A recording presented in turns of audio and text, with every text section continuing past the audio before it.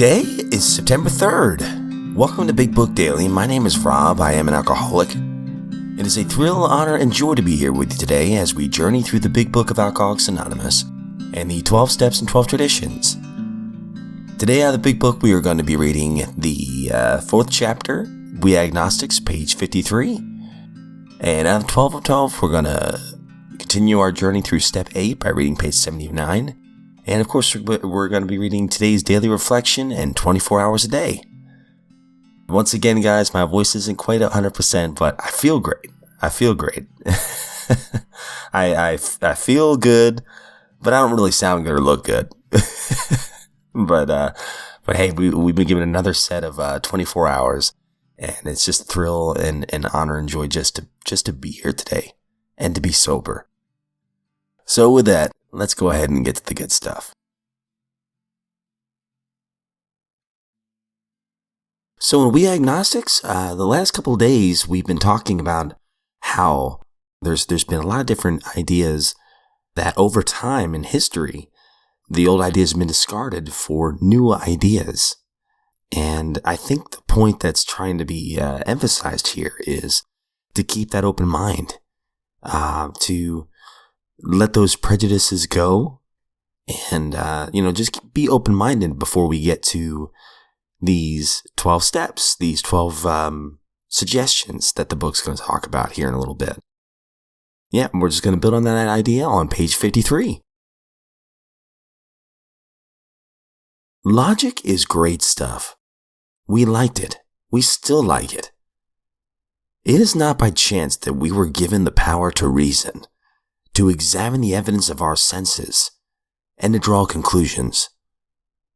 That is one of man's magnificent attributes.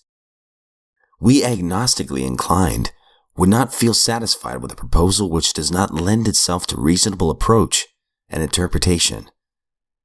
Hence, we are at pains to tell why we think our present faith is reasonable, why we think it more sane and logical to believe than not to believe, why we say our former thinking was soft and mushy, when we threw up our hands in doubt and said, we don't know.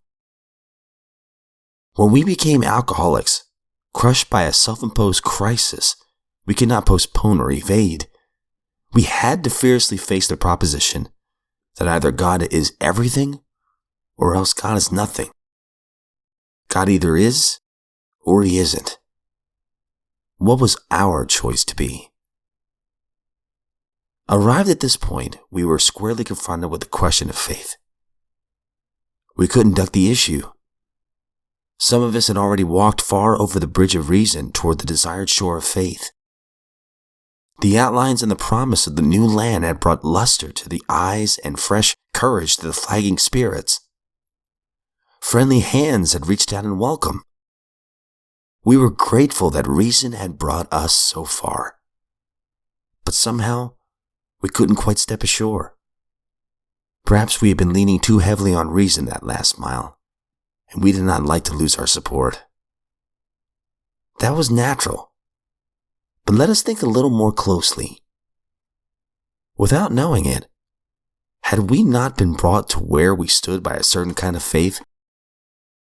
For did we not believe in our own reasoning? Did we not have the confidence in our ability to think?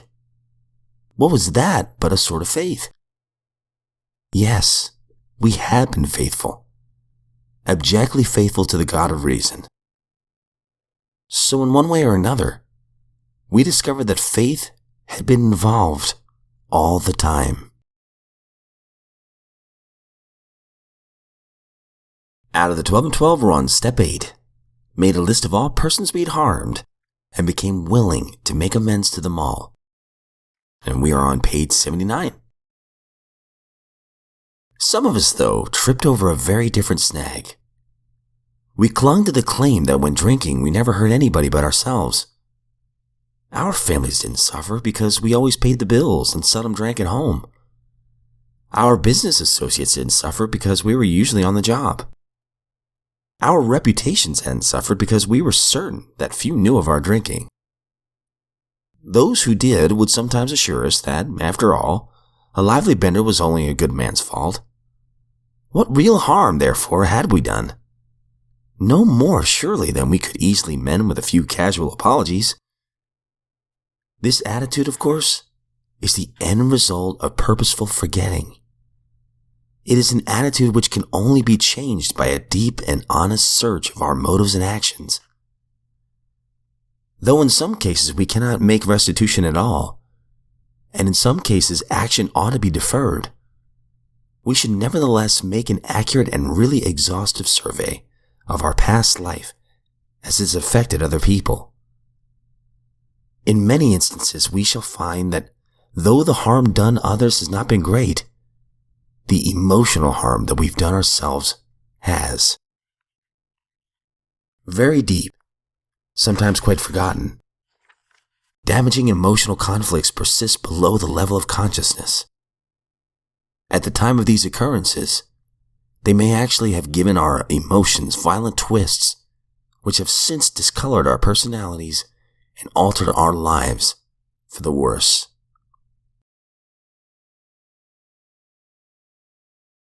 Daily Reflection, September 3rd. Building a new life. We feel a man is unthinking when he says sobriety is enough. Alcoholics Anonymous, page 82. When I reflect on step 9, I see that physical sobriety must be enough for me. I need to remember the hopelessness I felt before I found sobriety, and how I was willing to go to any lengths for it. Physical sobriety is not enough for those around me, however, since I must see that God's gift is used to build a new life for my family and loved ones. Just as importantly, I must be available to help others who want the AA way of life. I ask God to help me share the gift of sobriety so that its benefits may be shown to those that I know and love.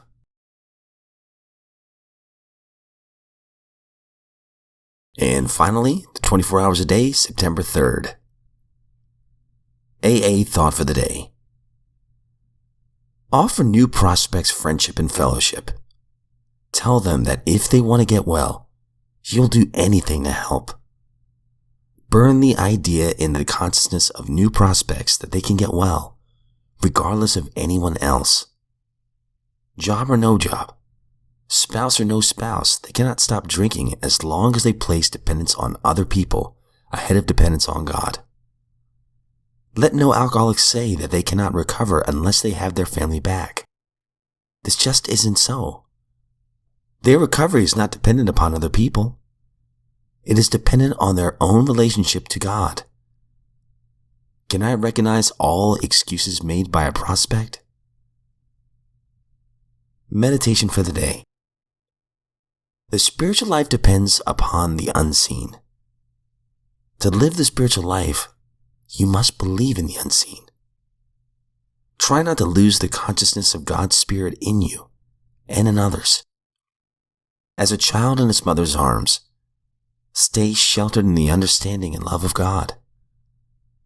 God will relieve you of the weight of worry and care, misery and depression, want and woe, faintness and heartache, if you will let Him. Lift up your eyes from earth's troubles and view the glory of the unseen God. Each day, try to see more good in people, more of the unseen in the seen. Prayer for the day. I pray that I may rest and abide in the presence of the unseen God. I pray that I may leave my burdens in His care. I really like the daily reflection, and I've definitely tried to apply a lot of its ideas to my life. It says here, I need to remember the hopelessness I felt before I found sobriety, and how I was willing to go to any lengths for it. I know I've said this before, but a friend of mine always said, Rob, remember how hard and how bad it was. Never forget that. You don't have to attach shame to it anymore or beat yourself up over it anymore. But I do remember how desperate I was I remember looking my wife in the eye in the kitchen. I still see it to this day. Begging her to stay. And seeing in her eyes that she didn't believe me when I said, I'm going to try my best. I'll do anything it takes to stop. And part of me, I didn't believe myself because I had tried everything to stop at that point that I knew. Everything except some of the fellowships. So I knew I had to do something different. And I prayed to the God of my understanding for clarity on what I should do. So finally, with my tail tucked between my legs, I walked through the doors of some of these fellowships. And it was the greatest gift I could have ever received because I knew nothing about the steps. And the steps, honestly, they were a vehicle for me to surrender and to build a whole new life with my higher power as the foundation of it. But I always have to remember how hard that was and how much of a snake I was as well, making the decisions I made during my drinking. But my good friend always said to me, he's like, remember that? If we let that go, if we forget that, we may eventually forget how serious this illness is. But he also said, remember where you are now, how far you've come. And for me, it's not by my own willpower. It was really by surrender and being willing to do whatever it took to stay sober one day at a time. But it was all my higher power and what he's done for me. I've said it a million times, but there was my life before sobriety, and there's been my life since I've been sober. And I feel like I've had this beautiful spiritual awakening where I finally, degree by degree, step by step, accepted myself and loved myself. And I think the reason I'm okay with me is because I'm trying my best, one day at a time, to live a life of integrity and to serve others. And usually by serving others, I feel better. I wish I knew. I really wish I had the vocabulary to explain how great sobriety is. But I don't. The only example I can give you is that I am grinning ear to ear, possibly having COVID right now, at 3 o'clock in the morning, talking about sobriety. And my friend, if you're hearing this and you're sober, I think you know what I'm talking about. And if you, my friend, are not sober today, trust me when I say, it is so worth the work.